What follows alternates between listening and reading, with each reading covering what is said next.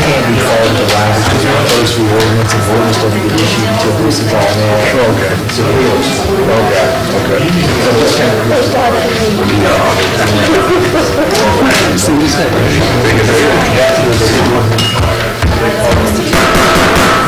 Good evening, everybody. I'd like to call this meeting to order. Would anybody like to say a prayer before we get started? Mary?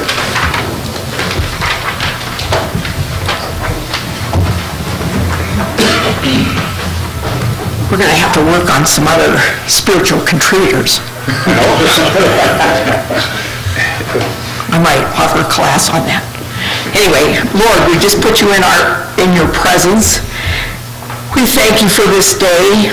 We are tremendously grateful for all the blessings that you have bestowed on each and every one of us. And we ask that you would help us lead virtuous lives, and that we would be instruments in alleviating the suffering that we all come upon in life.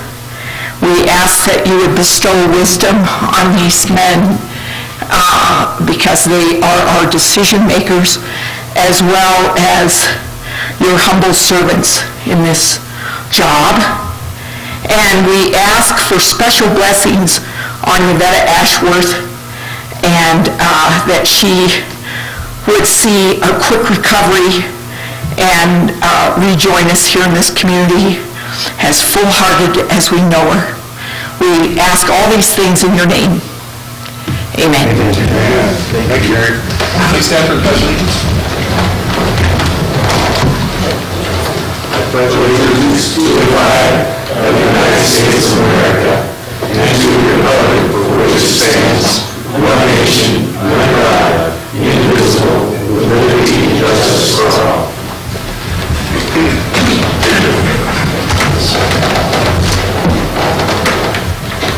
Roll call. Mr. Lutherland? Here. Mr. Ashworth? Here. Mr. Zellner? Here. Mr. Hazlett? Here. Mayor Brown? Here. Approval of the minutes from the prior meeting. I'll move to approve the minutes for our meeting. I second. Vote. Mr. Hazlett? Yes. Mr. Zellner? Yes. Mayor Brown? Yes. Mr. Ashworth? Yes. Mr. Lutherland? Yes. You sure? There is no public comment this evening.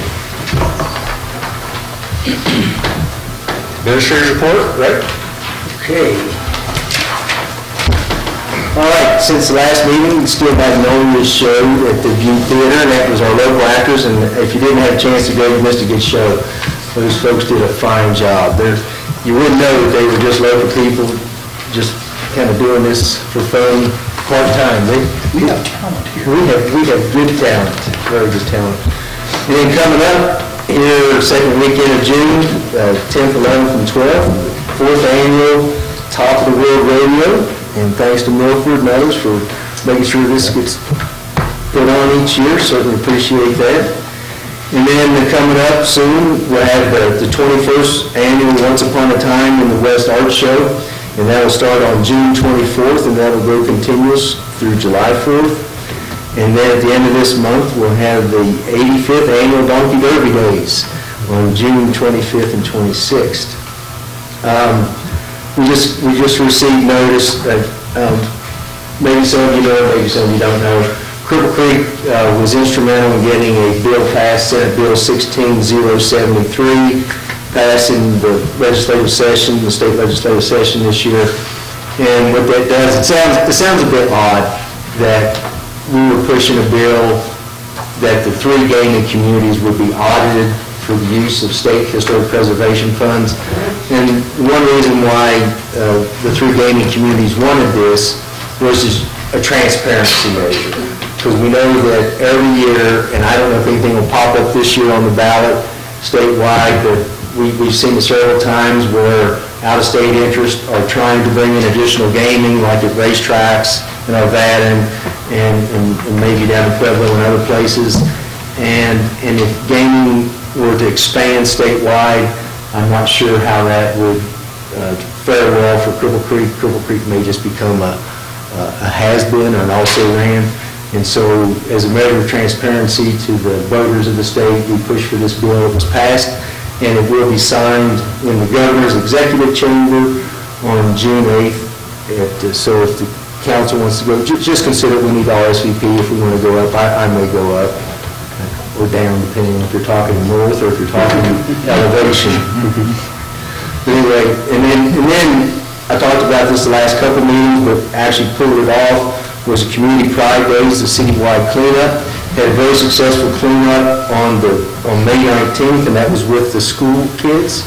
Had the grade school kids through 6th grade, and then had the high school kids clean up the cemetery. So they did several streets in town. They did a really nice job. And then following on that weekend on the 21st and 22nd, and maybe Director Steve could tell us how many roll-offs we filled up.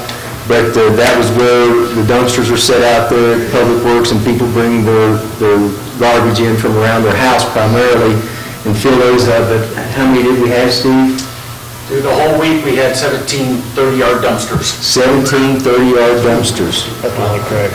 And then on May 24th, Tuesday, we had our kickoff for the adopted block and highway cleanup, and that included businesses, residents, city staff.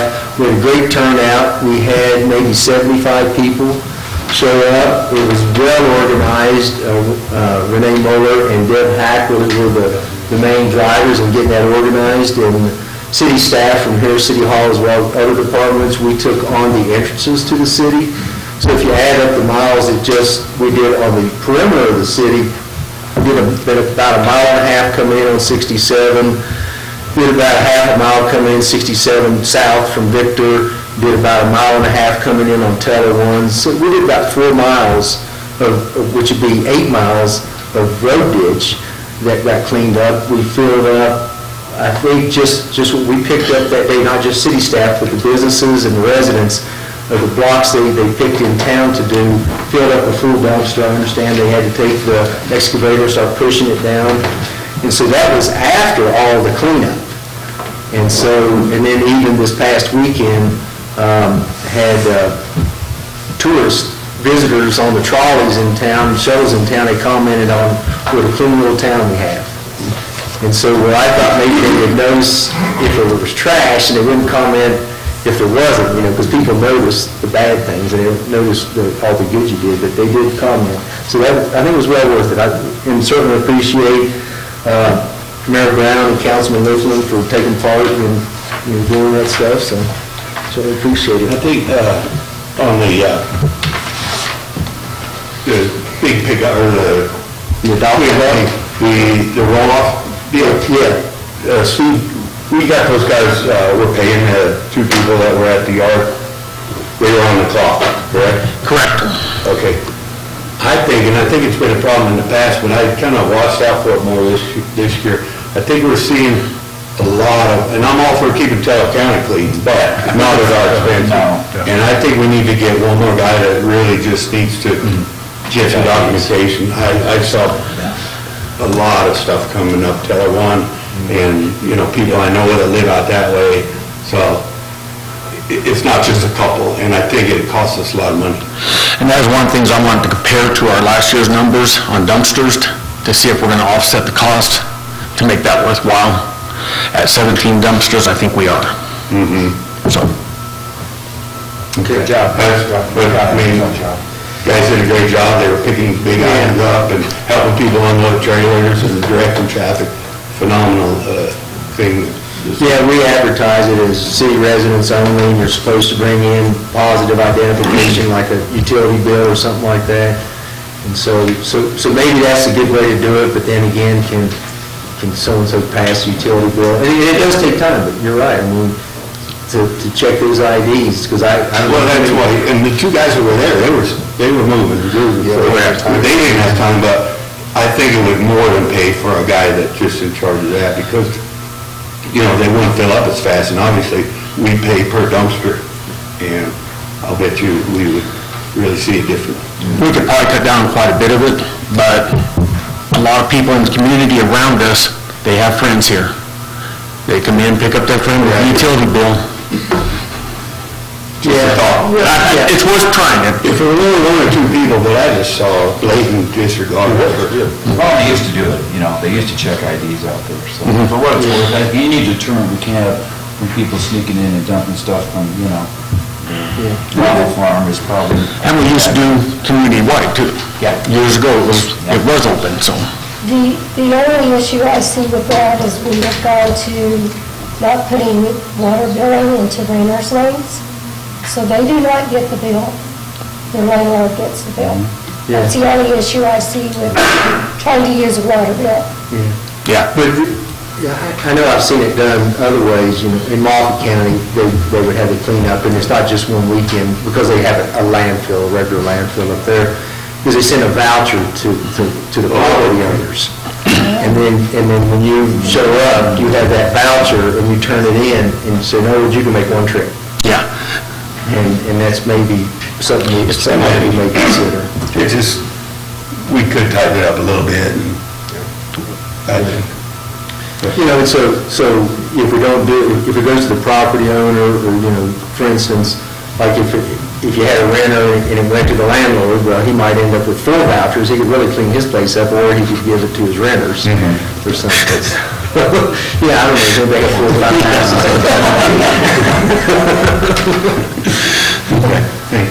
Thanks, Steve. That's all I have. Okay. Finance Director report, Paul? Let the record show it's only 13 minutes into the meeting, and I didn't know it happened.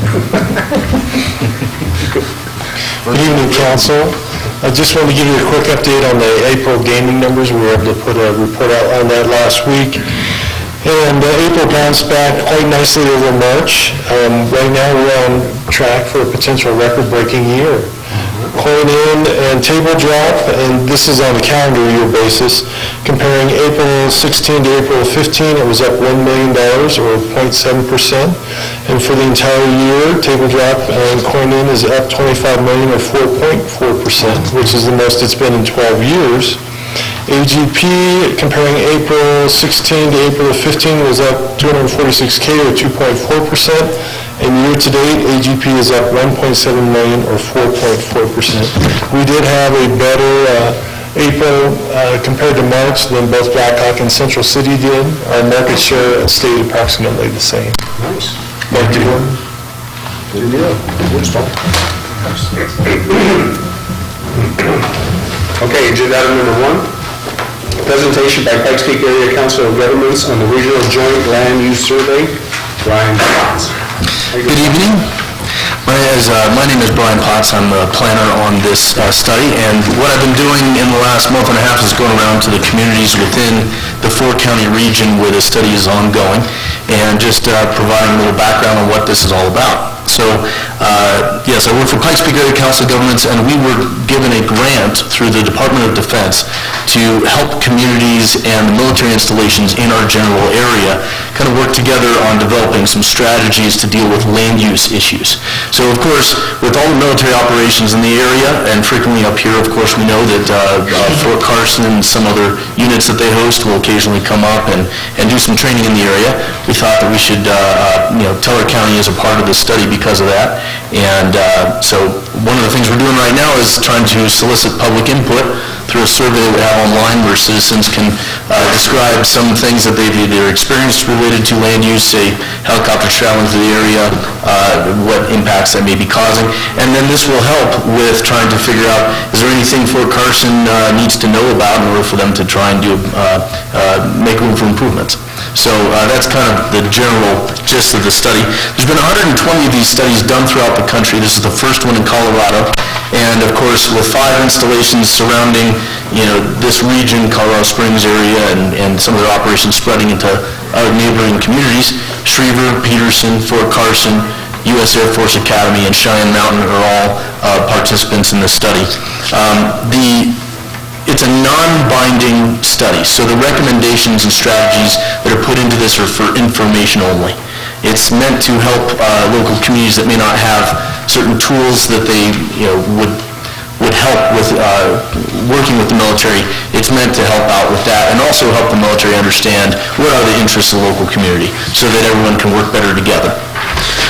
With that, Pueblo County, Teller County, Fremont County, and El Paso County are all within the study region. It does not include Pinon Canyon or Pueblo Depot.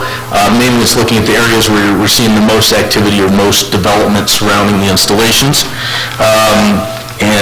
So there are representatives on the policy committee, which is sort of the, in this case, the decision-making body, which is going to help us with putting the strategies into the study. So Teller County, Norm Steen is actually on the committee, so he's been at a lot of these meetings. So that's one of the things that's been going on with that. And then on the technical committee, which is underneath that, that's where we have planning and technical individuals, base planners. Linda Morgan from Teller County is also, she's on the technical committee for Teller County in general. And so what I would encourage is that all of you on the board, if you would be interested in taking the survey, if you've had any experiences with dealing with Fort Carson or the helicopters, we'd love to hear about that and put as much detail in there as possible, as well as anyone else who's a citizen, we'd love to hear from you. With that, we also have some people from Bureau of Land Management, Forest Service. They're also engaged on this, and some of the training operations do utilize their land, as well as the Colorado Department of Veterans and Military Affairs and area residents. We're engaging citizens also throughout this process.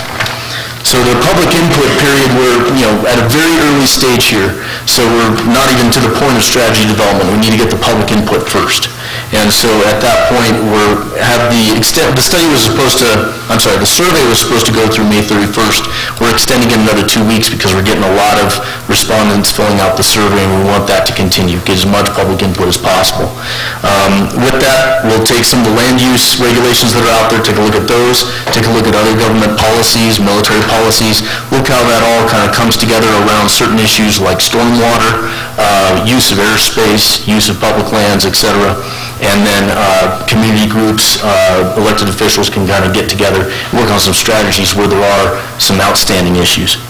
With that, we expect that a draft plan will be available for public comment by the fall of 2017, and then potentially there'll be some implementation going on after that as the local communities decide is appropriate for them.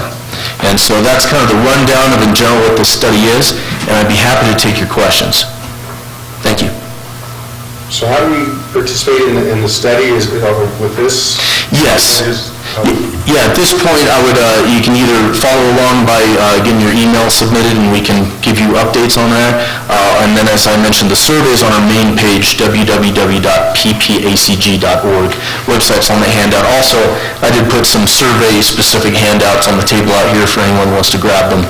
Or contact us. If you don't have internet, we can always send a survey to you, a written survey, a printed out copy. So we're just trying to engage the public as much as possible before we get going on this study. Make sure we're really capturing all the issues that are out there. Sounds good. Does anybody have any questions for Brian? All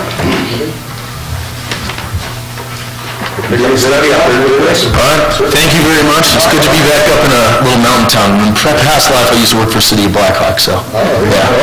And I know. Hey, I'm not with them anymore. So.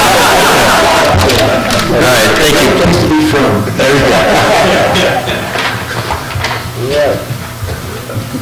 Okay, agenda item number 2, acknowledge Cripple Creek Police Department receipt of International Association of Emergency Dispatch Accreditation and an overview of the E911 strategic plan. Chief Rudy. Mr. Mayor, Council, community members, we've been down this road before. The city administrator and mayor were kind enough to acknowledge the receipt of this award upon receipt of it at the Navigators Conference in Washington, D.C. And certainly goes without saying, Diane, who is back with us for the meeting, Diane Pritchard, Jesse Avery. We've got Dawn and Kim from our dispatch team here to join us for a little presentation here. It goes without saying, we appreciate that acknowledgement. I wanted to take it a little bit of a step further, not in terms of acknowledging their efforts per se, but acknowledging the teamwork between our dispatch team and our El Paso Teller E911 team. This couldn't happen without their expertise and without their support, and so This evening, I'd like to honor those folks a little bit and hopefully provide our community and council with a little bit of information about where E911 is going and the accomplishments that are recent accomplishments, as well as some of the initiatives that are on the horizon. In order to do so, I invited a great business partner and friend that I've had the opportunity to work with for quite a while, Mr. Carl Simpson, the CEO of El Paso Teller E911, and his staff members that, again, supported the effort. I've got Mr. Ben Bowles, their PIO. Where'd he go? There he is. Are you taking pictures, Dan? Please don't. Thank you. I don't want to break a camera lens of a very expensive camera that belongs to the citizens of the authority. And certainly I want to acknowledge Ardell Grima. Yes, right. Ardell, I knew you were over there, now you're over there. Ardell is one of our quality assurance team members at E911 who helped with the accreditation process and worked hand in glove with our team. So this evening, again, having been acknowledged already, our team for the receipt of the award is as much about acknowledging and thanking them for their help and giving Carl an opportunity to kind of bring folks up to speed. Carl is eminently qualified to do so. I mean, he started in the trenches, the front lines of emergency dispatching as a dispatcher, trainer, quality assurance provider himself. He has got 25 years of just very, very august experience in this business, and has worked in the private sector, public sector, has helped install and maintain and support these systems really almost throughout the country, and remains very involved in our nation as well as a member of the Coast Guard Reserves too. So Carl's a good friend, great CEO, and has proven to be an outstanding team member to work with going forward with our E911 effort. So without further ado, I'd like to invite Mr. Simpson up to the mic to share a few facts and information with you. Thank you, Carl.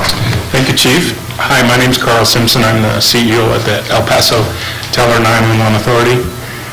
And despite what Mike says, it's not hard for me to hold a job. Really. I move around on purpose. I started with the authority 10 months ago, but I'm a native Coloradan, and the opportunity to come down to El Paso and Teller County to serve as the CEO authority was just too compelling to resist. I've known of this organization for quite some time, and I know what an authority can do. An authority like the El Paso Teller can do to enhance public safety in the communities that it serves. Sometimes I get the sense that people from Teller County feel like that you're the footnote to the authority. And nothing could be further from the truth than that. We have made some strategic directions. We've made some decisions. We've put in place some tactics to build a more robust 911 system here. We've increased the connectivity from the authority building from 1 meg to 50 meg this past year. And we're looking to double that in the coming year. So we want to provide you with speed, we want to provide you with access, we want to provide your responders and your call takers, dispatchers, with the best system, the best information that they can have on your residents' worst day. That's our mission, help people on their worst day. We're constantly upgrading your computer-aided dispatch system, the system that call takers and dispatchers use to dispatch first responders. We maintain all of the phone lines, and we provide training opportunities for the employees at the call center. One of the funnest events that we've had this year is going to Navigator with your team and seeing them accept the acknowledgement and the recognition for their hard work. I'm not sure, but I'm quite certain that it is the smallest dispatch center that's ever been accredited. And why that's important is the very few number of calls that are actually processed by the center from a medical perspective. You miss one call, you make one mistake, accreditation's off the table. So that is an exacting number to reach those accreditation standards that your team reached, and we're extremely proud of that work. Ardell is with me. She is one of our quality assurance analysts, and a team of 4 employees they audit 900 calls per month. 100% of your medical calls, 100% of Teller County and Woodland Park as well.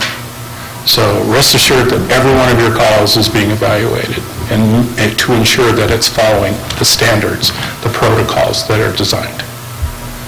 And you know what? They have fun doing it because they approach it as a learning opportunity, and it's never a gotcha, it's never a shame on you, it's never a, hey, what's up with that? They approach it in a very professional manner, and they teach, and they coach, and they encourage the employees of your communication center to provide excellent service. And that was acknowledged in the Navigator Conference. Mr. Bills is with us as well. He's our public information officer. Also does a lot of public education, and we provide public education training to students here in your community. We have a firehouse smoke trailer, that's how I describe it. It's a mobile automated classroom 911 mobile classroom. thing, yes. And I always get that wrong, but it's a pretty sophisticated piece of equipment, and we want to bring that to your community. We want to bring that to your public events and share those lessons with the kids. And lastly, we do provide fiscal support to the system, and we gladly do it because it makes a difference for people, again, on their worst day. All that is stuff, but the true strength of the partnership that we have with your community is a partnership that Mike and I share, that Diane and I share, and the teamwork that goes on between these two seemingly disparate groups of employees. But I know they would help us on our worst day, and we're here to help you on your worst day.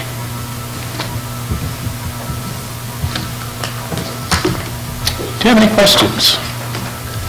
The 911 on cell phones when you're in remote places, is that something new that you guys worked on?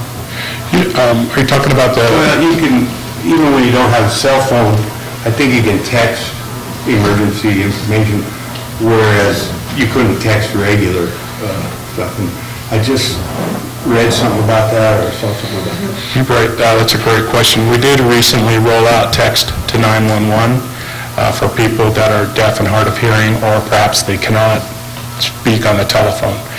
Let's say there's a burglar in the home and they're hiding. They've taken cover inside of a closet and they don't want to call. And so all 8 of our dispatch centers in the 2-county authority have text to 911. I think this one addressed more really remote places where you didn't have the ability normally to text. And I could be wrong about that. You know, I believe that if there's... Anybody has heard about that, or the dispatch center? Are you talking about Rapid SOS? Could be, but... Because Rapid SOS is a private company that Oh. comes out and is available on the iPhones. Yeah, I don't think it was And, there. Yeah, it will actually, if you're texting, it will send a voice to the nearest 911 PSAT, no matter where your phone is located. So whatever PSAT is closest to you will receive your call, and it'll come through as an automated voice to the dispatch center, so that they need to help, but it'll also come up with all your GPS coordinates. So it's a really cool thing that's come out. And that one is one I think you're thinking of, but it's not in the, it's available on iPhone. It's coming to the Android. That's an app? Yes. It's called Rapid SOS. I'd like to make one comment on that. Can I please have you come to the microphone?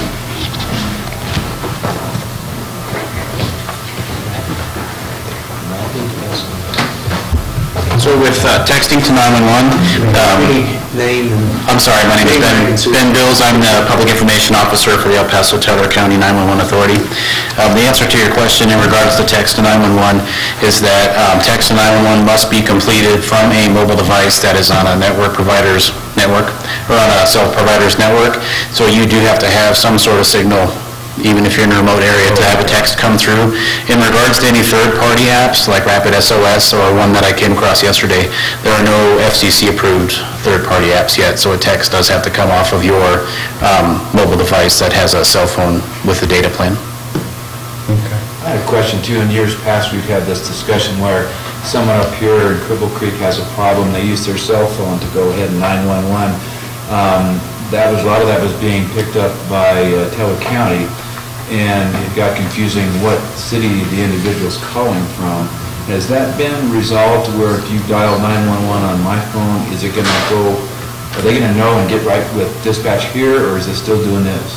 So there was a cell phone face project where they turned the towers toward the call centers, and I don't know if Jess can speak to some of that. Are you guys seeing more and more calls not get transferred from Teller County because of that? Right, but what am I saying? Are you guys seeing a lot of your calls go to Teller County still?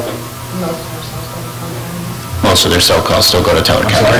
Most cell calls still go to Teller County and are transferred one button over to the 911 center here in Cripple Creek. But that's something that's done just almost instantaneously. That's correct. So they... One button transfer. All they have to do is... We're recording. If you could please come to the microphone if you talk. Come on up here, Miss Dawn. You do a hard job down there. Yeah, because there was a problem before because we were getting some delay in response time. I think there was even some that was coming out of Park County. Yeah, we were getting a lot of confusion there with our cell phones. Right, and what they're doing now is, most of our cells still go through Teller County. Okay. But they're aware of it. It comes across on the Alley much better since the authority has upgraded all of the Alley. Okay. So it's an almost immediate transfer to us. Very It's strictly one button. Teller pushes a button, it comes straight to us. Excellent. And then, just on a side note, when you call from your mobile phone versus your landline, that landline has a physical address tied to it that we see on our screen. Right. Your cell phone is accurate within about 50 to 70 meters on the map, so they should be able to tell, based on the mapping software that we have in place, which agency it should go to, and it's just a one-button transfer. Good to know. Thank you. Anybody else? Wonderful. Great job, gang. Thank you. All you guys.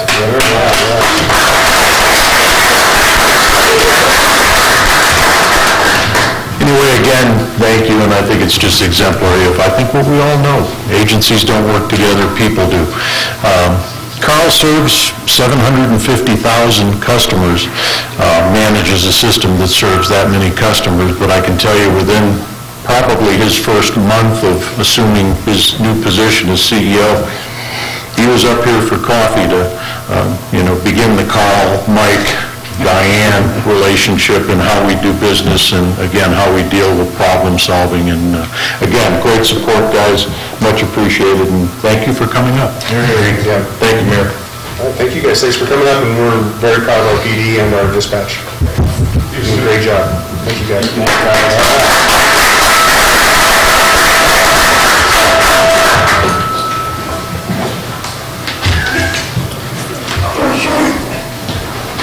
Okay, agenda item number 3. Second reading of ordinance number 2016-04, an ordinance vacating a portion of an alley within the city of Cripple Creek. Describing this ordinance, Renee Mueller. She might have some paperwork. Renee's out of the Zoom at my request. She's making a copy of what's Exhibit A to the agreement, so perhaps we could pass this item and come back to it. Sure. And an item first tabled. Oh, well, here's Renee. Sorry. No, I explained that it was entirely my fault, Renee.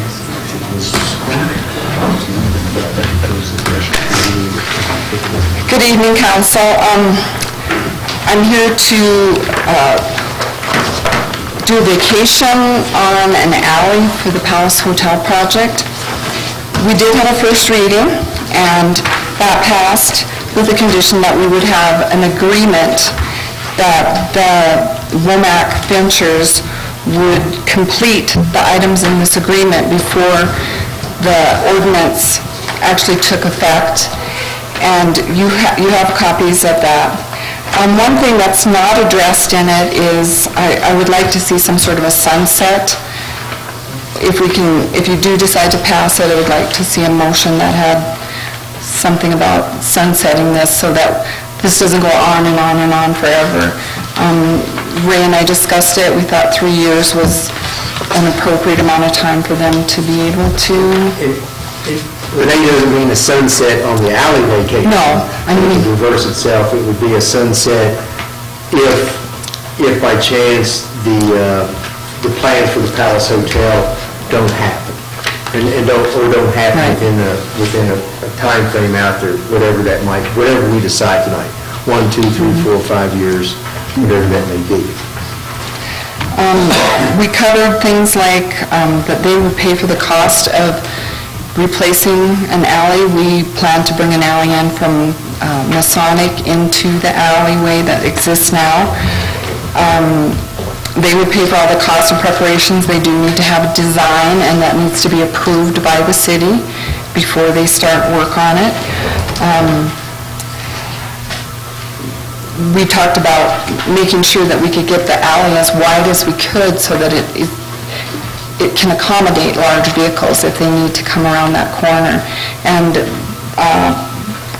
the Aspen Mine kind of needs that for their deliveries. They need it for people to be able to bring their donations to the back alley. So the more room we have, the less problem we'll have with anybody getting into an accident.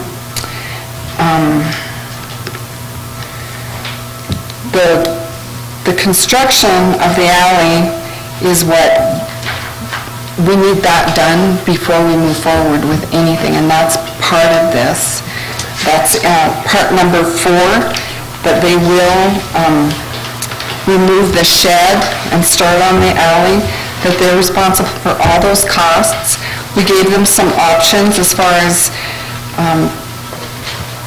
when it comes to moving the shed, they can either move it, they can replace it, or can provide some temporary, a place to keep our stuff until we can find a place to put a shed, and I think it would be my recommendation that we have them replace the shed of equal value and size.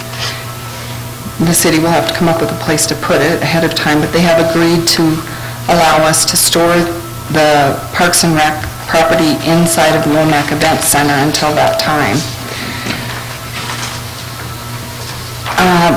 The last one, number 5, is upon completion of all the work, the obligations set forth above, and upon definitive evidence, the Womack has committed to proceeding with work to remodel and expand the Palace Hotel. Eric did ask me exactly what that means, and I think it's pretty clear. I think it is. I mean, when they start remodeling. Do we want to be more specific there, or is this good? Well, I'd like to hear what Eric has to say. Okay. What he would think is definitive. Okay. Anyway. What I think is on the groundwork, more than just the paperwork. Right. My understanding is that if the city council were to agree that, approve this contract, Eric will then send it on to his bosses, and they will sign it if they agree with it. And at that point, we can start working on getting some of this stuff accomplished in this contract. And once all of these things are accomplished, then the city ordinance would have its second reading. At that time, it would take effect. So, are there any questions? Eric, do you have anything to share or anything? Sure. You're kind of important in this, so. Eric Rose, General Manager, Century Casino. First off, I haven't seen the final draft, so I can't speak on exactly how the wording is.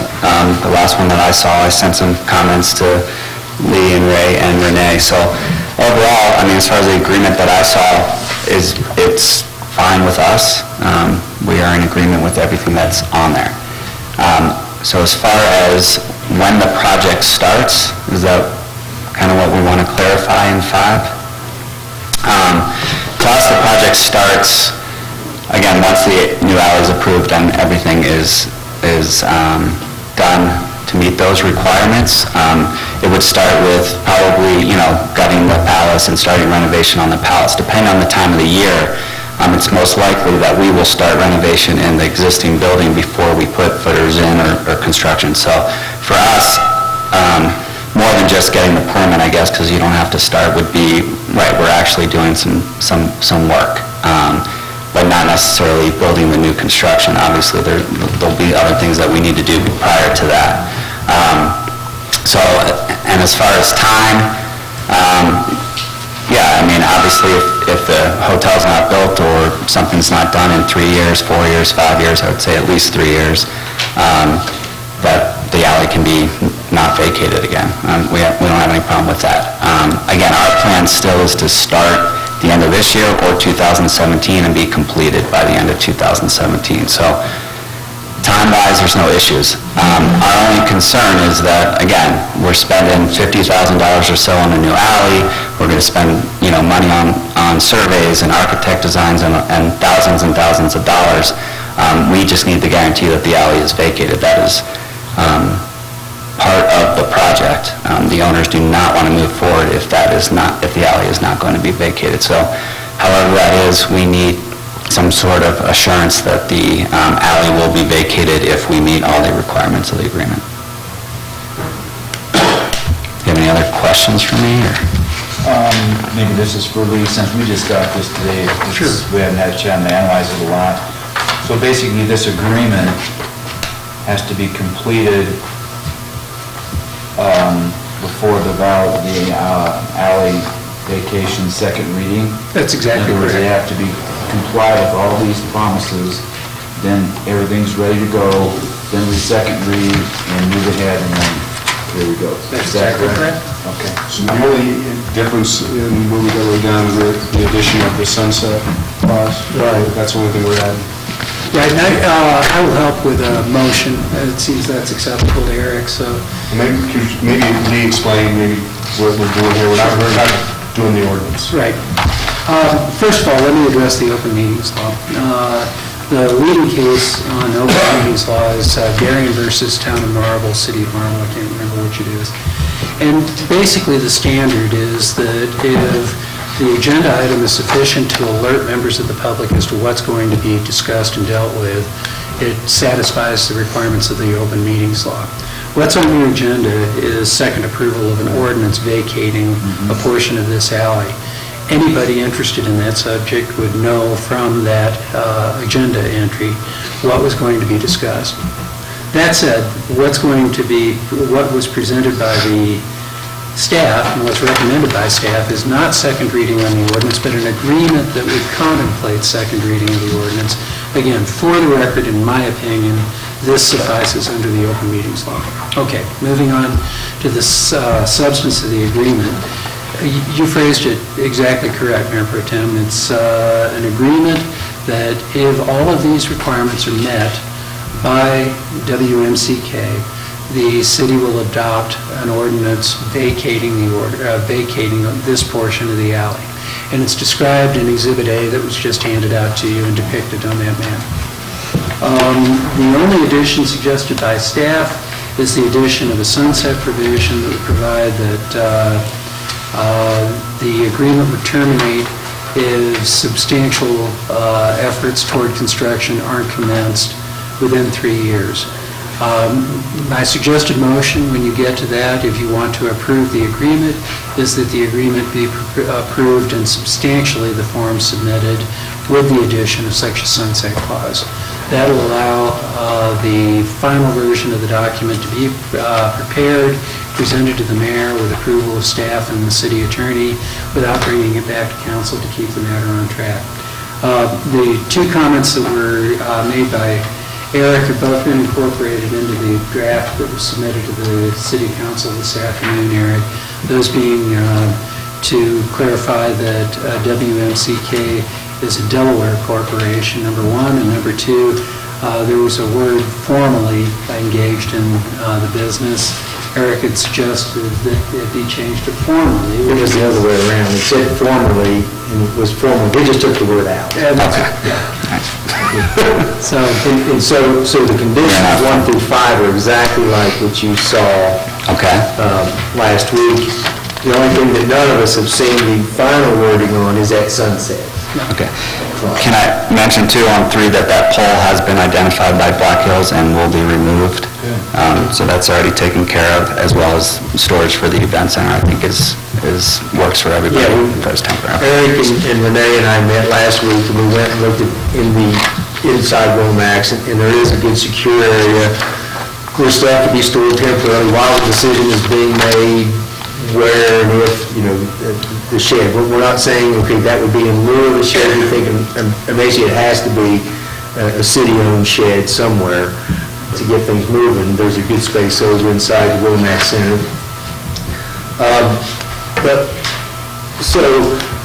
So say we will approve some sort of agreement eventually, whether it's this one or whatever. Okay, say agreements come to, they comply with everything. Is the second reading merely a formality, or can it be voted down?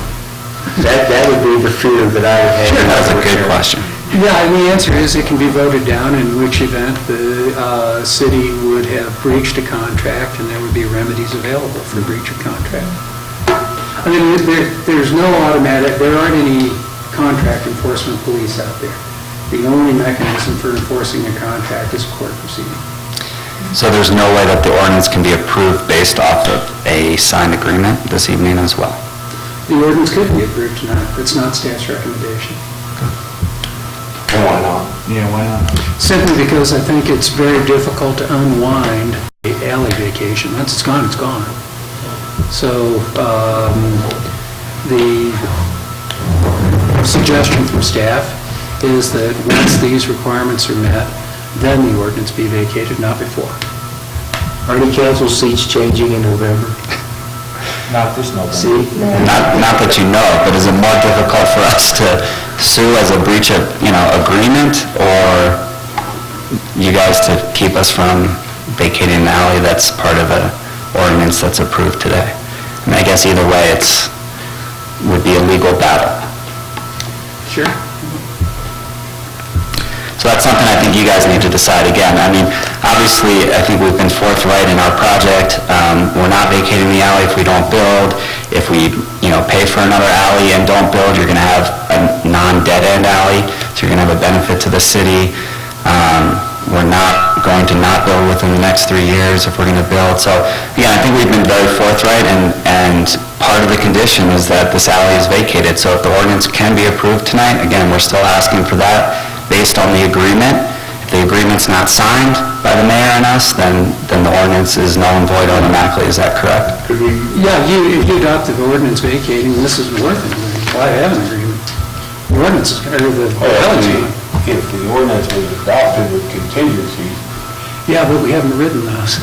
I mean, the answer is yes. If that's the direction from council, that's fine, but that's not what's been prepared. It seems like we're stringing this along for quite a while. This ordinance was approved at first reading. Right. So to amend it, it would have to go to another. Well, that's right. Published again. Yeah. What are we amending? If that's council's direction, I guess my request would be that you table this matter for 2 weeks to let us draft something, because that's not what's contemplated here. Yeah, and what's not contemplated here is that at the second reading, that there'll be an objection and it doesn't get passed. Right. So the key is in getting an agreement that all parties, where is she? There she is, right there, that all parties are comfortable with. That's the key, is getting this agreement that all parties are comfortable with and a workable one. And I think, to me, in working with the Century and Womack, they have been very forthcoming, and they've been willing to, we had an initial plan, and now we've got a new plan. They've worked with Black Hills, and Black Hills are going to remove that light pole, which will make that corner. So I think the key is getting this agreement done, and while there's no guarantees, it's about as close as a guarantee as you can get having the second reading pass. And let me rephrase that, I think it's precisely a guarantee. I mean, if this agreement is adopted, the city of Cripple Creek is contractually obligated to vacate the alley upon the meeting of these 5 requirements. That's exactly what a guarantee is. A guarantee is a contract too. So that's what this is saying? Yes, sir. That's exactly what this is saying. So in other words, if we breach that contract and say deny the allocation of second reading, then we would be in contempt, or we'd have legal affairs or something. Sure, you'd be in We're breach of basically breaking our contract. promise. Yeah. I don't know how to do anything more binding than a contract. Okay. So, What's the downside of nothing if we could, I'm not available in 2 weeks, but if July 6th, which I think Andreas might be in town as well, would it be possible if the agreement's already signed, then on I think July 6th is the next city council meeting after that, would it be possible to put both of them on the agenda at that time with the agreement already signed and the ordinance passes at that time so that we have both? Right now, again, the final agreement I think is fine, but it's not signed. So could we do both at the July 6th meeting? Well, if all 5 of the contractual obligation or requirements are met by the... Well, that's not going to happen. I know. Yeah, that's the whole point. So the agreement says what it says. Yeah, is there any way, okay, so if we modify the language, is there any way, I mean, can you have a delayed reaction ordinance? In other words, can you pass an ordinance that doesn't take effect until? I mean, can that verbiage? Well, sure, you can set an effective date, but what would the effective date be? Well, I mean, not an effective date, but effective on performance. Effective on that the 5 things are met in the agreement. Effective on those issues. I think that's what we're asking for. Obviously, if it can't be done, it can't be done, but that's certainly what we're asking for. Yeah, the answer is yes. Yeah. That's just not what we've prepared for. Right, and I wasn't, didn't ask for that. I hadn't thought about the issue, because Eric had asked this question.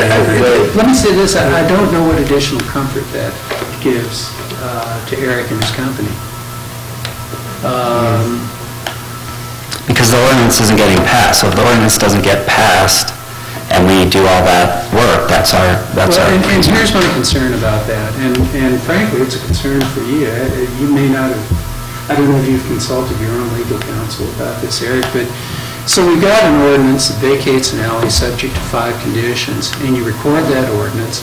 How does somebody reading that ordinance 6 years from now know whether it became effective? So Lee, what if we've got on here, we're going to add number 6 on here for sunset. What if you put 7 on here contingent on these being done, the second reading orders will be passed? Well, it's already, That's number 5. That's number 5. upon completion of all this work, the city will, it says the city will adopt an ordinance. So can that be done administratively, or does that has to be done in the city council? Okay. Legislation can only be passed by the city council. I mean, I can't think of anything, but, I've been burnt before, but I can't think of anything that, I mean, do you think this work will get done this year, this particular work, not? The alley? Yeah. Absolutely. The alley would be done this summer. Yeah. So I can't see anything that would change between now and the completion of that work to where this city council would say, No, I appreciate that, and I hear that. My crystal ball still doesn't work, so we don't know what may happen, but we believe you. Yeah. We're not, we believe you. Same thing I think on both sides. The city obviously supports this project. They want to vacate the alley. But they don't want to vacate the alley. We don't want to vacate the alley until this work is done. Now that I see it, it does say that here, city will adopt an ordinance vacating the alley 7. But, yeah, and then the other thing though, you see, if we put this sunset clause in there, that actually delays the second reading of the ordinance for 3 years. Because Well, that's not- that's- there's a, well, until you start work, until you actually start work. So that's a bigger issue. Yeah, the way I read this, Ray, and this is part of the problem with sorting these things out. Right. This way, it's how mistakes get made. You just need to make that observation. But the way I read this is that the ordinance will be adopted once WMCK has committed to proceed with work to remodel and expand the Palace Hotel. The sunset provision you're saying is that this agreement doesn't hang out there forever. If work hasn't commenced in 3 years, then the agreement... Right. I guess I didn't state it properly. Yeah, so if they don't do any work... Correct. I mean, on the hotel, they've already built the alley, it's done, it's being used, they don't do any work on the hotel in 3 years, this agreement is null and void. But So that 3 years, that timeline starts with the ordinance approval. So that ordinance would be approved. the timeline starts with the approval of this resolution. And then, but the ordinance still doesn't get issued by the wording of item 5 until you actually start work on the hotel. Upon completion of all the work and obligations set forth above, which is the alley, and upon definitive evidence that Womack has committed to proceeding with the work, and the city's going to interpret that work on the ground. So the ordinance really won't come up for second reading until you started work on the building. I mean, you can get the building permits, you can get all the paperwork done, but that doesn't necessarily guarantee that you're going to start work. I don't see that. It says, once they've committed to proceeding with work, it doesn't say work starts. This is how this is written. Definitive evidence, and how, and... Will one definitive evidence be permits, planning, meetings? Because that is going to be more of a sticky issue than whether or not even the ordinance is that, right, once we do all this work, we want the ordinance to pass. The concern would be that, and you would never do this, that you go through the paperwork to vacate the alley, to gain a piece of property to block further development that you had no plan on doing. You've been talking to Triple Crown too much, but I will say that because I'm sure somebody else brought that to your attention. No. I've seen it done in this town, and that doesn't mean that Century won't do it too. Regardless, well, right, we would still want the ordinance to be passed. We can say that we can't block it or the alley's not, until we start. I don't know how we could word that, but I'm not talking physically blocking, I'm talking legally blocking. right, the alley's not going to be vacated. So you're saying that we have to do everything and then start construction before the alley will be vacated? That's what the wording of 5 is intended. Now, if the council doesn't agree with that, then you take that language out. I added that in. It doesn't state. Yes, it does. Steve, I wrote the language, I'll tell you what I meant. If I was on their side, I'd say, you guys get your act together before we do anything. Who get their act together? Well, as I said, somebody's got to go first. I mean, obviously, the city of Cripple Creek can vacate that portion of the alley in a leap of faith that all of this work is going to be done. Alternatively, the city of Cripple Creek can say, we'll wait until all the work has been done before we vacate the alley. Somebody's got to go first. So yeah, and Milford, I think we've jumped through a lot of hoops and we're committing to the alley. The alley will be built before anything happens. So, I mean, to us, obviously that's going first. I mean, that's the leap of faith, is that we're going to construct a brand new alley. That's going to be $50,000 plus or whatever it is, and we're going to construct an alley. At that time, we would expect that you guys join us in this project and say, okay, you can start doing what you need to do to build the Palace Hotel, which includes the alley. So, again, there's got to be both ways. In 1999, Womack's came, Century came in and asked for vacation of the alley next to your building over there, right across Second. The reason I'm bringing this up, you have a history of, we vacated the alley for Womack's, and you went right ahead with the construction. You have a history of doing what you say you're going to do. Right.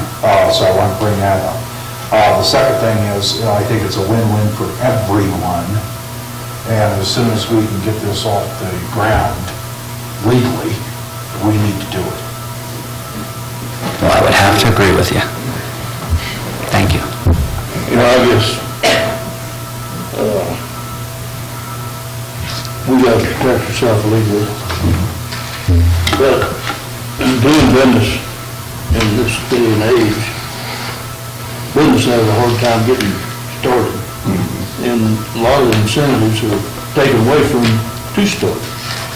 So I think anything we can do to expedite this needs to be done.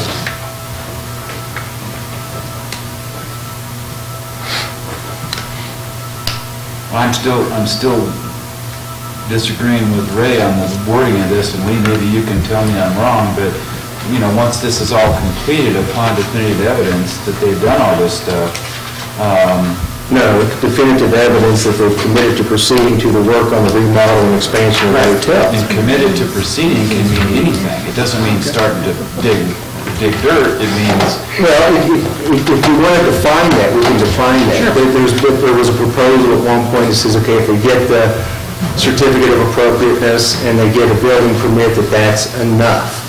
I mean, that's why this is vague enough to where, when do we get to go?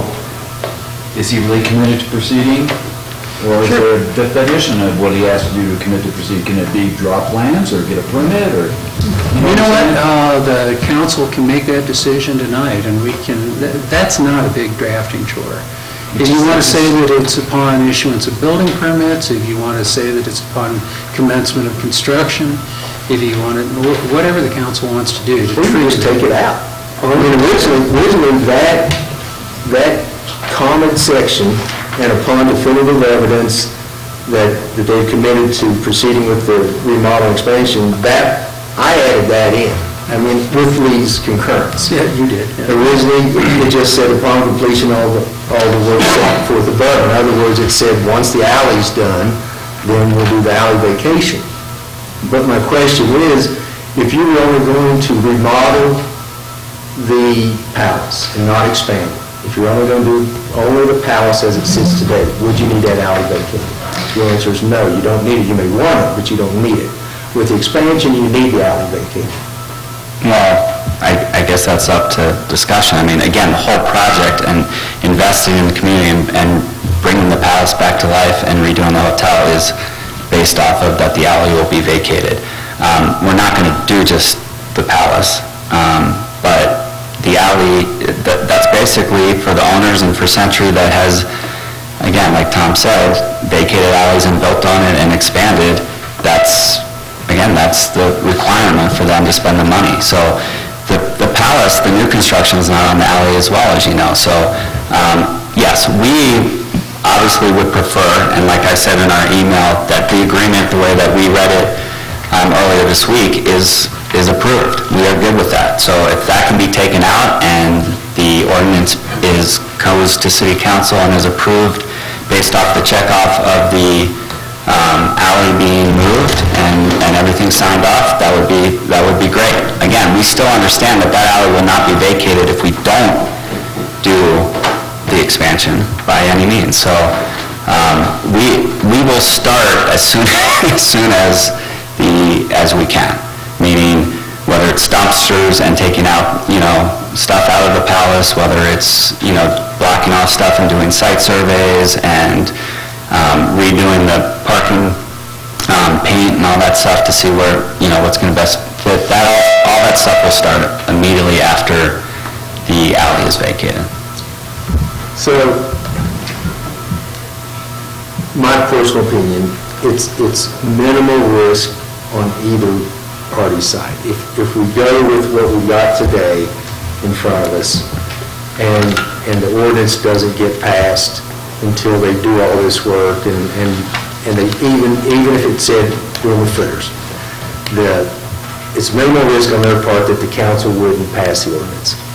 I think it's also minimal risk on our part if we take out this definitive evidence, or if we define definitive evidence. If we go as far as saying building permits and doing the paperwork, if we define that. I think it's, if we define it, then everybody knows what start date is. That's right. Yeah, and we define it so... When you define this from start of building permit. Building permits isn't, that's not enough, I don't think.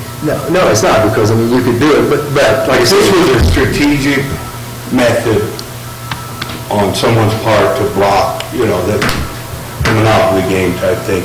I'm gonna buy this house so they can't build a hotel right here. And that'd be money well spent to buy some building permits and say, I know, but there's nothing to block. If we own the property on both sides of the alley, how are we blocking anybody if the alley's vacated? Well, I don't have the mind to go up there. I mean, like I said, I've already seen things on how scheme on why that would be done. But like I said, I still think it's minimal risk on our part. Now, we did hear Eric say, well, if he doesn't build a hotel, the alley won't be vacated. Well, that's already done once the ordinance passed. Right. And I don't know if Lee's ever unwound a thing, but is there any way that we can do another agreement or something that says, okay, yeah, the ordinance is passed, the alley's vacated, but if you don't build the hotel, that you'll deed the land back to the city? There is, but again, it's not going to happen tonight. That's what you want to do. And you hit it exactly. I've been cogitating on this while this discussion has occurred. The mechanism for doing that is a vacation ordinance, an agreement, and then a deed from WMCK to the city of Cripple Creek for the existing alley. That's the only way I can see to do it. In the event that the project doesn't proceed. Does anybody understand that? We got one guy. We went through the same thing, when we vacated the alley, before you were city attorney. We went through the same thing. Sure, if that's what you want to do. If the alley vacation is critical, you can enter into an agreement that says that in the event the work does not proceed, you go ahead and vacate the alley, but with an agreement that in the event the construction doesn't proceed, you can record a deed from WMCK to the city of Cripple Creek for the vacated portion of the alley. In other words, give it back. Exactly. Well, I guess, if they build a new alley, and we do vacate this alley from basically Aspen Center out to 2nd Street, they're no worse off than what they are now. It's a dead end alley now. That's true. Well, it doesn't function as a dead-end alley. No, but it is dead-end alley on top. You go across private property to get I agree, but why would we want to build another dead-end alley if a hotel never gets built? Why don't we have a non-dead-end alley that would be L-shaped? I think what Lee said about the deed, being given back to the city of Cripple Creek makes sense. That protects the city. If the building doesn't take place. Very simple, I mean, they have assumed some risk. If they build the alley, they spent $50,000, which I don't think they're going to spend $50,000 and not keep spending. Right. We do some good, nothing $50,000. But that protects us, protects the city. I didn't come up with that number, he did. Okay? With your new explanation, process, can we accomplish and or not accomplish to start something going? I don't think there's a thing you can do tonight. I mean, obviously, we've got to put together the agreement. Disagreement. Well, it would be a different agreement. Okay. Basically, an agreement that all of this work will be performed and the construction will commence, and if it's not, that the city would, number one, receive a deed to the vacated portion of the alley, and that deed would be recorded in the event that construction was not commenced. But none of that's prepared for you tonight. So it'd be like starting over. So, will you be here for the July 6th? Yes. And Andreas maybe? It's not pretty. No. Weather's nice. Hopefully. So, right, but that means, right, nothing can be done, we can't start moving the alley until after that now. That would be the only delay in the process. Is there anything that, well, I guess this agreement needs to be signed before we can do that anyway. Well, this agreement can be enacted tonight. It can be approved tonight. You can start construction tomorrow with a street cut permit.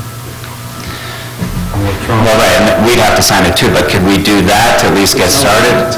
And then Why couldn't we just approve this agreement? What do you want right now? I mean, we'd like to start moving the alley, and we'd like to have guarantee that the ordinance gets passed when this work is done, so that we can start on the palace. I believe that's what it says. Not when, again, to us, That's reasonable, and that's, we're trying to make that work. I think Just scratch out that. if you can scratch out the proceeding, then we're good to go on the agreement. It's easier to scratch it out and sign it. Yep, I agree, just scratch it out. Yeah, especially if we may end up following up part of it. I mean, if we approve this agreement tonight, can we still do the deed where they give it back? Well, I think if we approve the agreement tonight, they can start construction in the alley again upon getting a street cut permit, but that's done administratively. Right. If the city wants to adopt the annexation ordinance sooner, I think we could enter potentially into a second agreement that says, look, we'll go ahead and adopt the vacation ordinance if the construction isn't commenced. You'll give us a deed and we'll record it, and we get the alley back. But I'm not sure, as a practical matter, how that works if the work is already commenced on this. I mean, if everybody's okay with that, obviously it's legal. So if we delete, and upon definitive evidence that has committed to proceeding with the work to remodel and expand palace, delete that, just say upon completion of all the work and obligations set forth above, the city will adopt ordinance da-da-da. Is that acceptable? No, it is for me. Yeah, it is, that's a business decision. But what that means is, and I think this was I don't think, I know, the way I drafted this originally, that's exactly what it said. Okay. So, upon completion of the 5 work items, the city vacates the alley. Period. And then, like I say, with this, we can, at that time, maybe address the deed thing, Well, or not? Is that ending it? actually, that probably ends it. Here's why. You've entered into an agreement that upon completion of these 5 work items, you are going to vacate the alleyway, that portion of the alleyway. I suppose we could discuss with WMCK an agreement that would say, well, you don't really have to vacate it until, or that the vacation would be subject to a deed saying that, you know where I'm going with this, I'm sorry. I think all of us are pretty sure we're all on the same page as far as trusting what they want to do, hoping that what they do is a wonderful project, and that we want to work with them. And Councilman, if that's the case, I think you can delete that parenthetical, execute the agreement, and we're off to the races. So we approve this agreement, they get the work done, all the work's all done, then we approve the ordinance? On second reading. That's exactly right. Is there any public comment? That's what it is. And we include the sunset. Yeah, okay, include the sunset, okay, go ahead. Okay, public Well, there's comment? any reason to include. Well, you're right. Actually, that means the sunset. It does, okay. Yeah. True. Mary, you got something?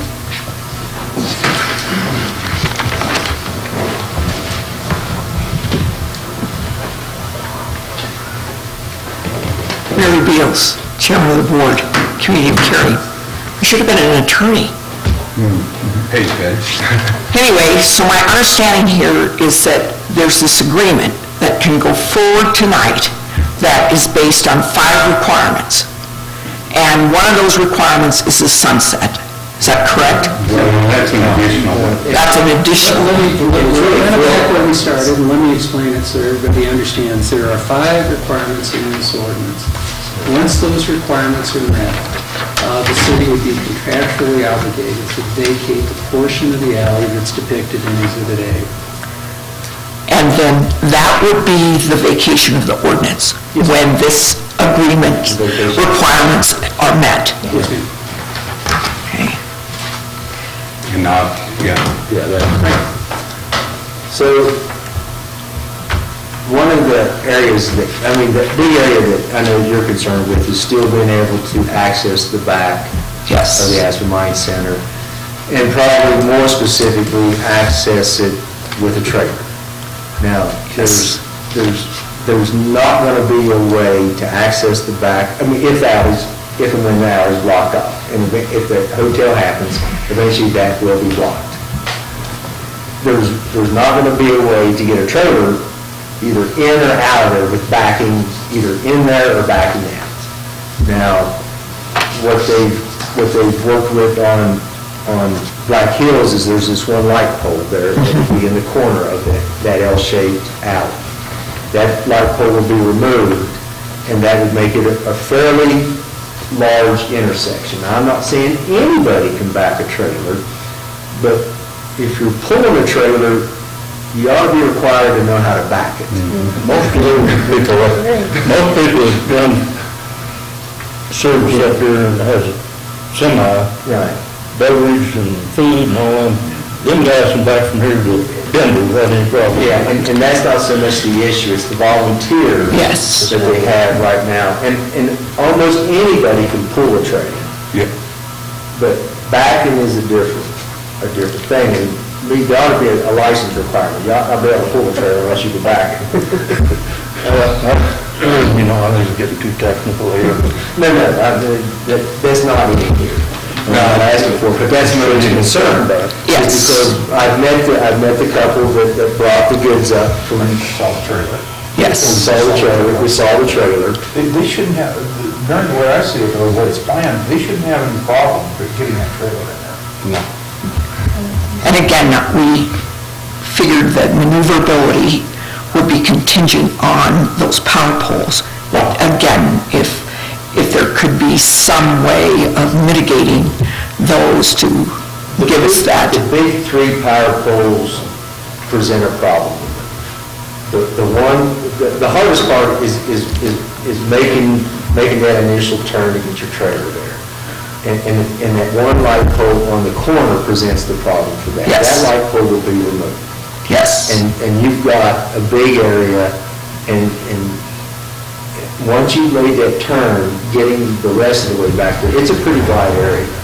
And it should be able to be, and I always say should because, you see people have accidents where nobody should ever have an accident. But to me, it's a very workable plan.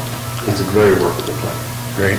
The one thing is that you won't be able to line up exactly like you're lining up now, because right now, it straddles that line where the hotel will be. But it means carrying the stuff a few feet, not 50 feet. I understand it's not ideal, but with what the city and the residents will be getting, to me, it's a fair compromise. As long as you're talking about not being able to straddle. Well, what you've got right now is when they pull in to the back door of the Aspen Mine Center, the truck and the trailer are crossing that line from where the hotel will be. Yeah, but they'd be backing in, so they can back up to that line, but they can back up to.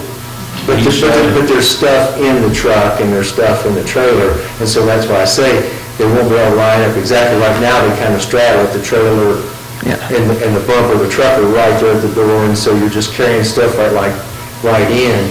And it is sort of an assembly line of people taking stuff in. So what's going to happen is if you pull in there the trailer's going to be further away from the door. If you back in there, the truck's going to be further away from the door. If you have Well, I thought a lot of stuff goes in on that conveyor, don't it? Yes. Well, that's up to the side of the building. But I understand what he's saying is currently, they move forward on that property so that, that the back of the truck really is towards the end of our building, and then the trailer is this way, has that accessibility to that door, to that conveyor belt, which makes it optimal. It's really just picking the stuff up, turning. Change is hard, but I think there's some people. Yeah, to me, I mean, the magnitude. Let's move on to this thing. And I think the bottom line is that, we're here to serve our people, and the big piece of this is that food pantry, and being able to take in and utilize it. And the same way with, again, taking donations, which is, again, another huge part of serving others. And again, I was never born in a perfect world. I understand sacrifice and compromise, and we do know, as I made on that first statement, that this will provide jobs. And again, jobs take people out of poverty, and that's our business. And so if we make the compromises, then, okay, so be it. And we will be there, and we have been there. So, I have that. I guess going forward, it will be imperative that we have the communication back and forth, because there's going to be disruptions, et cetera. And so again, as I see in Renee's email, to make this as painless as possible. And, and again, that comes back about being a good neighbor, and that having those communication streams. And so that's what we would count on.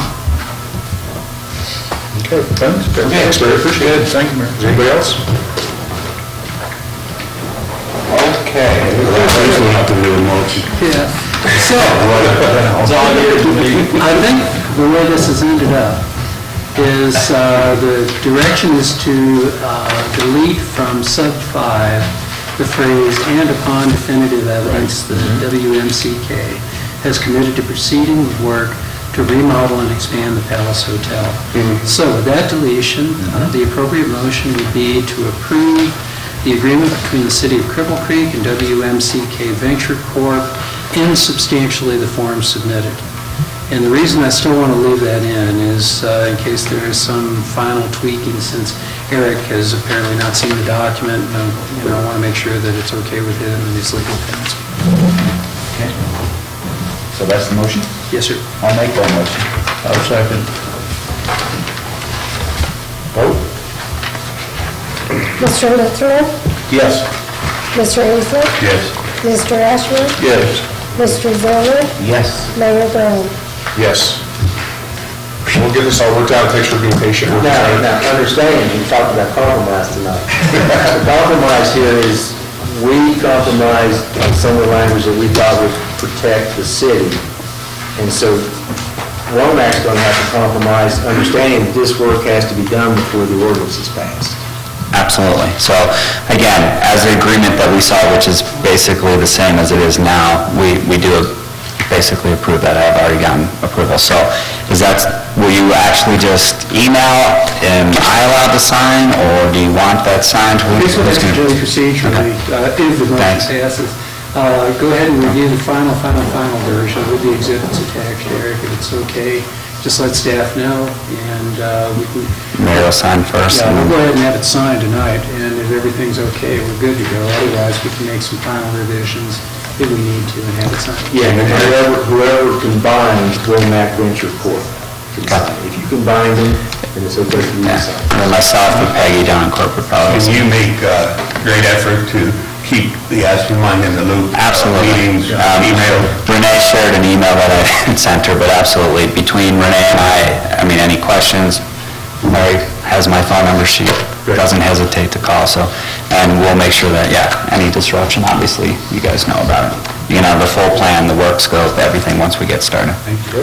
Thank all of you guys. Renee. Thank you, guys. Appreciate your patience. It's really good project. Okay. Item 4 is tabled. Okay, item number 4 has been tabled. We don't have the MOU from the school yet. So Ted's hoping that he gets it for the next meeting, but it really contingent on when they have their next board meeting. School board meeting. It's a minor issue. All right, okay. Agenda item number 5. Construction agreement, drinking water treatment improvement project, Dan's Custom Construction Incorporated. Mickey Gross. Good evening, Mayor, Council. I bring to you the construction agreement for the water treatment plant improvement project. You've had a chance to look at it.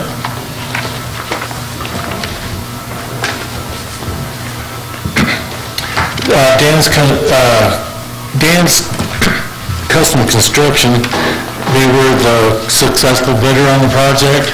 It did come in a little bit under what was projected, so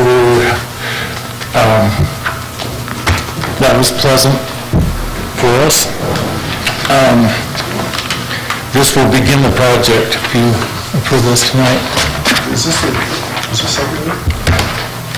This was the first. Well, what we do is we came to you the other day, or a couple weeks ago, and because Mickey had spaghetti dinner. I did. And that was what was the official, the notice to proceed. What I brought to you a couple weeks ago was a notice to proceed to tell these guys that they got the job, okay? And you signed that. And now this is the actual construction agreement, okay? For them to do basically the civil mechanical. You'll see another thing come before you in a few weeks, which will be the electrical controls portion of the project. And if I say any of this wrong, Mickey, let me know. Bruce is familiar with the term SCADA, and Melford as well. But it's the electrical control portion. So this is like putting all the hardware in, and then you're going to see another contract come before, because that's out to bid right now to make all this work. But only one reading is required. This is approval of the agreement, which, and the guts of that, frankly, is this. It's the general conditions and the special conditions. The document in front of you simply approves those, and they are in the city's template form. The general conditions are and adequately protect the city, in my view. Mickey did ask us if we should do the whole 200-some pages, and we said no. Just one clarification, if I could. What was passed the last council meeting wasn't notice to proceed. That would be done after. Notice to award. Notice of award, yes. And that gave them the information to go ahead and draw up the contract and get bonding. And aspect of just time consumption tonight, since it's been long, Lee, is everything on this document that you see as far as a construction agreement agreeable with you in terms of standards? I wrote it, and I wrote the general conditions, and they are a brilliant piece of work. I can do it. So, is there public comment? I'm good with it. I'm good with it. So what's The public motion would be to approve the construction agreement for the drinking water treatment improvements project with Dan's Custom Construction Incorporated. So moved. Second. Vote? Mr. Zolman? Yes. Mr. Linderman? Yes. Mr. Ashburn? Yes. Mr. Hazelton? Yes. Mayor Brown? Yes. With this approval, is the mayor also permitted to sign the notice to proceed? Yes. Very good. Thank you. All right, Mickey. Thanks. Thanks, Mickey. Okay, agenda item number 6, second reading of ordinance number 2016-05, a bill for an ordinance amending section 4-4-30 of the Cripple Municipal Code by the addition of new subsection J, thereto relating to the exemption of sales related to schools. Okay, as you may recall, we did the first reading a month ago, and the one thing that we did put in here was on the second section, because if you remember, the school district presented us, it wasn't so much that if they had to collect city sales tax from the purchasers, that it would reduce their sales, it was the difficulty of making change. and that stuff. So that's why we added in here, this ordinance shall only take effect if and when all other local sales taxing entities exempt the sales. I've spoken with the county manager and gave her a copy of this. She's going to take it before the commissioners. She told the school board there was no reason for them to even show up and explain this. She feels it's just a formality with the county commissioners, but we'll see. But she doesn't think, and she understands that if they pass it, then ours takes effect. If they don't pass it, ours doesn't take effect. But she doesn't think that theirs is going to go before the commissioners until the end of the summer because of their travel schedules and stuff. So that's where it stands right now. Okay. Is there any public comment? I'd like to make a motion to approve ordinance number 2016-05. Written. I second it. Vote. Mr. Ashford? Yes. Mr. Hazlett? Yes. Mr. Zoller? Yes. You can Mr. Lockerman? Okay, yes. Mayor Brown? Yes. Sorry about that. It sounds a little loud. Okay, agenda item number 7. Approve of resolution number 2016-02 to place a question on the November 2016 ballot regarding the reestablishment of the city's authority to provide telecommunication services, advanced services, and cable television services, either directly or indirectly with public or private sector partners. Right. Now, the way this ballot question would start out is without increasing taxes. Thank you. And so that's a very good thing. Now, I won't bore you with the whole state statute here, but back in 2005, the legislature, under advisement from telecommunications industry, passed Senate Bill 05-152, which goes under the heading in our state statute, competition in utilities, and it says that, except as provided in this article, a local government shall not purchase, lease, or construct, maintain, or operate any facility for the purpose of providing cable television, telecommunications, or advanced services. And advanced services today includes broadband internet. Because of this state statute, the city cannot enter into an agreement with DOLA to provide what is called the middle mile. In other words, you've got your provider, starting point, CenturyLink or whoever, and then you've got the home. And that's where it's still going to stay. What's so expensive is that middle mile, especially in these rural areas. And because of this state statute, we cannot enter into any kind of agreement, get grants or whatever, to have those constructed. Now, does the city want to operate broadband internet service? No. If the city has something constructed under a grant, we may lease it out, we may sell it outright, that'll be a decision down the road, and we'll work on that. But to be able to remedy that, there are conditions for providing services, and it has to go to a voter approval before local government may engage or offer to engage in providing cable television service, telecommunication service, or advanced service.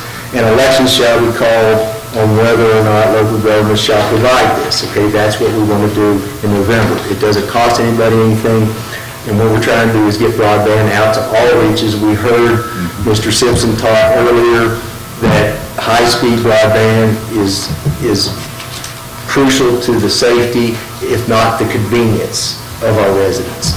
And so, and Lee could talk to this better than I can. He prepared the resolution as well as the referendum language.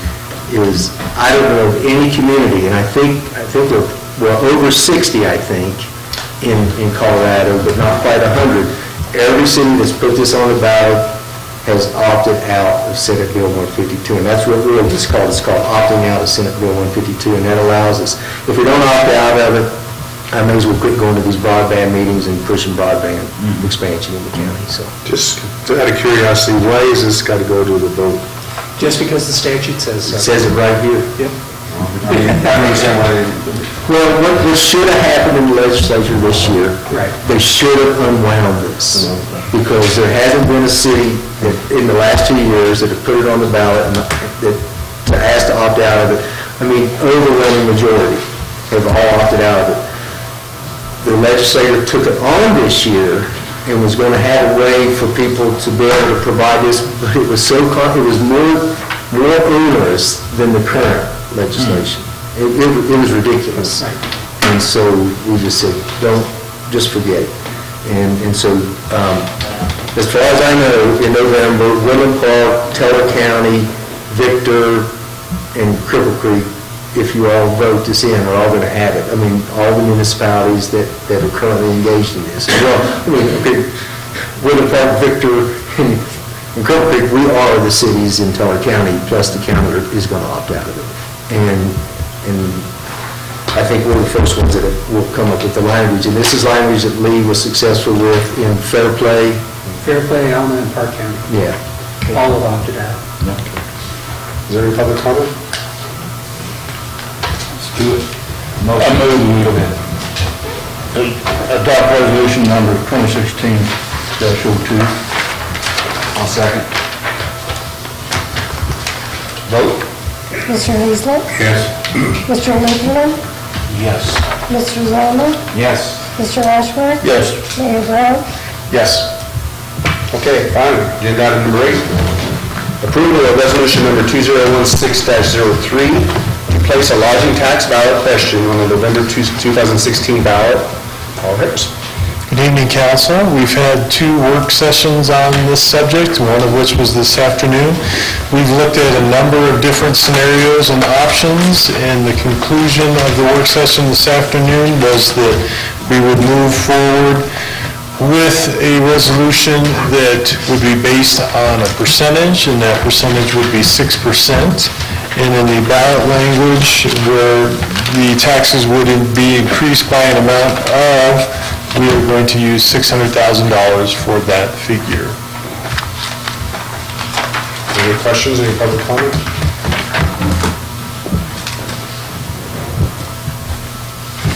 I'd like to make a motion that we approve resolution number 2016-03. Second. Vote? Mr. Ashworth? Yes. Mr. Hazlet? Yes. Mr. Zalman? Yes. Mr. Lieberman? Yes. Mayor Brown? Yes. Thank you very much. Thanks, Paul, appreciate it. Thank you. We had on the agenda, you guys have a good night. Meeting's adjourned.